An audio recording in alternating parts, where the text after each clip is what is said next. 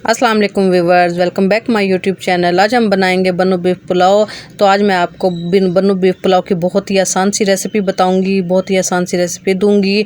जिन बच्चियों को कुकिंग नहीं आती तो वो भी बहुत आसानी से ये पुलाव बनना अपने घर पर बनाकर तैयार करेंगे और बहुत ही मज़े की ये पुलाव बनेगी। और बिल्कुल बाज़ार से जैसा हम खाते हैं वैसे ही पुलाव हम अपने घर पर तैयार करेंगे बहुत ही ईजी तरीके से। अगर आपने अभी तक मेरे चैनल को सब्सक्राइब नहीं किया तो सबसे पहले मेरे चैनल पिंडी फूड आइडियाज़ को सब्सक्राइब कर ले ताकि आपको इसी तरह न्यू वीडियोस मिलती रहें। तो चलिए हम वीडियो को स्टार्ट करते हैं। यहाँ पर मैंने तकरीबन 1 kg के करीब मटन लिया है। आप चाहें तो इसमें बीफ भी इस्तेमाल कर सकते हैं, तो मैं यहाँ पर मटन की बनाऊंगी। तो यहाँ पर आपने एक ख्याल ज़रूर करना है कि आपने बोनलेस बिल्कुल भी नहीं लेना है, इसमें हड्डियाँ लाजमी लेनी है क्योंकि हड्डियों से ही इसकी यखनी बनेगी और जो यखनी हम अपने चावलों में इस्तेमाल करेंगे उसी का ही इसमें टेस्ट आएगा। तो आपने इस बात का लाजमी ख्याल करना है। यखनी बनाने के लिए जो हम खड़े मसाले इस्तेमाल करेंगे उसमें हम ये 2 पत्ते लेंगे, 2 हमने छोटी बड़ी इलायची लेनी है, 4 से 5 अदद हम लौंग लेंगे, 2 हमने बादियान के फूल लेने हैं, हम हाफ़ टी स्पून इसमें सौंफ का इस्तेमाल करेंगे और हाफ़ टी स्पून ही हमने साबुत धनिया लाजमी लेना है। और इसमें 5 से 6 अदद हम इसमें काली मिर्चें लेंगे और 1 टुकड़ा हम दालचीनी का लेंगे। बाकी हमने इसमें नमक डालना है। नमक इसलिए डालेंगे ताकि हमारे गोश्त में टेस्ट आ जाए अच्छा सा और हमारी यखनी भी बिल्कुल फीकी फीकी ना हो, वो भी नमकीन हो। हाँ, बाकी हम अपने चावलों में ऐड करेंगे नमक अपने चावलों के हिसाब से। तो यहाँ पर मैंने पानी थोड़ा सा ज़्यादा डाला है क्योंकि मैंने इसी की यखनी तैयार करनी है। अगर मैं पानी कम डालूंगी तो हमारी यखनी फिर कम बनेगी, इसलिए मैं टोटल ही इसमें यखनी इस्तेमाल करूंगी। तो अब हमने इसे प्रेशर लगाना है। प्रेशर मैंने तकरीबन 30 मिनट का इसमें लगाया था, तो जिससे हमारा ये गोश्त बहुत अच्छे से गल गया था। आपने गोश्त को बहुत अच्छे से गला लेना है, कच्चा नहीं रखना, तभी हमारी पुलाव का टेस्ट बहुत अच्छा आएगा। बहुत हमारा ये गोश्त सॉफ्ट होना चाहिए। तो मैंने यहाँ पर ये मटन लिया था, तो आप इसकी जगह बीफ भी इस्तेमाल कर सकते हैं। तो अब हम इसका दूसरा मसाला के लिए हम देख लेते हैं। हमने यहाँ पर 2 दरमियाना प्याज लिए हैं, हमने 1.5 स्पून इसमें अदरक लहसुन का पेस्ट लेना है और यहाँ पर टमाटर को हमने रफली काट लेना है। 5 से 6 अदद हम इसमें सब्ज़ मिर्चें लगा लेंगे जिसमें हमने दरमियान में कट लगा लेना है। हम इसमें 2 लीमू इस तरह बारीक स्लाइस कर लेंगे। तो हमने ये चीज़ें इसमें इस्तेमाल करनी है। ऑयल हमने यहाँ पर तकरीबन 1 कप से थोड़ा सा कम लेना है क्योंकि हमारी यखनी में भी ऑयल होता है। सो पुलाव में आप ये ख्याल किया करें कि आप ऑयल बहुत ज़्यादा ना डाल दिया करें।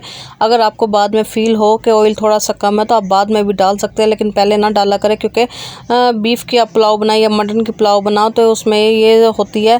तो हमने ये प्याज को थोड़ा सा कलर ज़्यादा देना है क्योंकि इसका जो कलर ही है और उसी से ही बन्नू बीफ पुलाव का शक्ल निकल कर आती है और उसी से ही इसका टेस्ट में इजाफा होता है। तो हमने इसी पॉइंट पर हमने लहसुन अदरक भी डाल दिया था ताकि ये भी अच्छे से साथ में भुन जाए और इनकी भी स्मेल ख़त्म हो जाए। और साथ में हम इसमें 1 चम्मच भर कर इसमें ज़ीरा इस्तेमाल करेंगे। ज़ीरा भी हम साथ में भून लेंगे ताकि इसका भी टेस्ट हमारे चावलों में अच्छा आ जाए। और यहाँ पे इसके बाद हम जब हमारी दोनों चीज़ें भून जाए तो हम इसमें टमाटर डाल देंगे।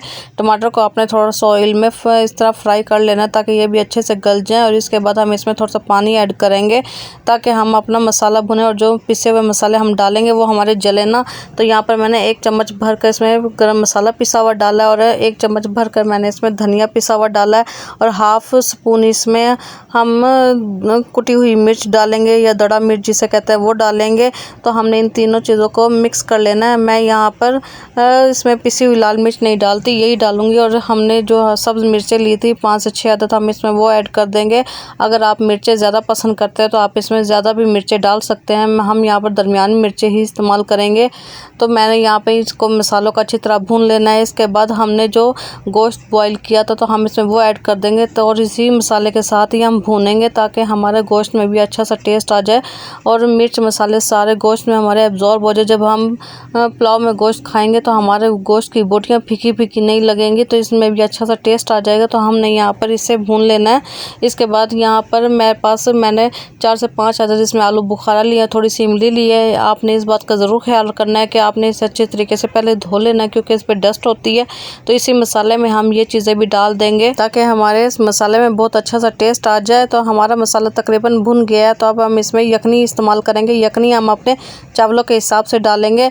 मैं यहाँ पर 2 गिलास चावल बना रही हूँ तो यहाँ पर मैं 3 गिलास इसमें पानी ऐड करूँगी। आप अपने चावलों के हिसाब से इसमें ऐड कर लीजिएगा। मैंने इसमें दूसरा पानी नहीं डाला, मैंने सारी इसमें यखनी ही डाली क्योंकि मैंने यखनी थोड़ी सी ज़्यादा बनाई थी। जब इसमें अच्छा सा बॉयल आ जाए तो हमने इसमें चावल ऐड कर देने हैं। और आप इसी पॉइंट पे आप नमक भी टेस्ट कर लिया करें। नमक का कुछ बच्चियों को पता नहीं चलता। तो आपने इसमें नमक को जब चेक करना है तो आपको थोड़ा सा कड़वा कड़वा सा फील होना चाहिए, तो यही असल निशानी होती है। तो हमने इसी पॉइंट पे नमक भी अपना टेस्ट कर लेना, अगर कम लगे तो आप इसमें और नमक ऐड कर सकते हैं। तो अब हम इसे दरमियानी आंच पर पकने के लिए रख देंगे और यहाँ पर हमने इसमें लेमन के स्लाइस भी ऐड कर देना, और अगर आपके पास धनिया पुदीना हो तो आप वो भी ऐड कर सकते हैं। यहीं पर यहाँ पर चावलों का पानी काफ़ी हद तक खुश्क हो गया है, तो अभी हम यहाँ पर दम नहीं लगाएंगे, अभी से थोड़ा सा पानी को खुश्क और होने देंगे। हमने आंच दरमियानी रखनी है, ना तो बहुत ज़्यादा कम पे बनाना है ना बहुत ज़्यादा फुल पे। हमारे ये देखें अब चावलों में थोड़ा पानी काफ़ी हद तक खुश्क हो गया, तो अब हम यहाँ पर दम लगाएंगे। आपको पानी एक्स्ट्रा कोई भी नज़र नहीं आ रहा, तो हमने इसमें 15 मिनट का दम लगाना है। तो आप चाहें तो कपड़ा गीला करके भी लगा सकते हैं यहाँ पर। तो मैंने 15 मिनट का इसमें दम लगाया था। उसके बाद देखें हमारे माशाल्लाह कितने खिले खिले चावल पक कर तैयार हुए हैं। तो आपने भी मेरी रेसिपी को इसी तरह ज़रूर फॉलो करना है। और यहाँ पर आप इसे गार्निश कर सकते हैं किसी भी चीज़ के साथ, सैलेड के साथ, रायते के साथ। तो हमारी ये मज़ेदार सी पुलाव बनकर तैयार हो गई है। आपने भी मेरी इस रेसिपी को ज़रूर फॉलो करना है ताकि आपकी भी ये पुलाव बहुत मज़े की बने।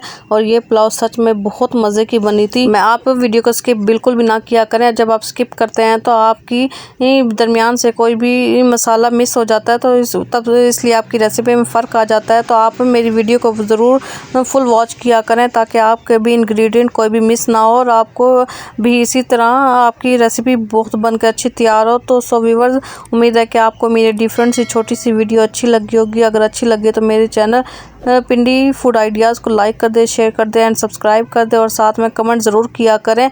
इससे हमें पता चलता रहता है कि आपको हमारी वीडियोस कैसी लग रही हैं।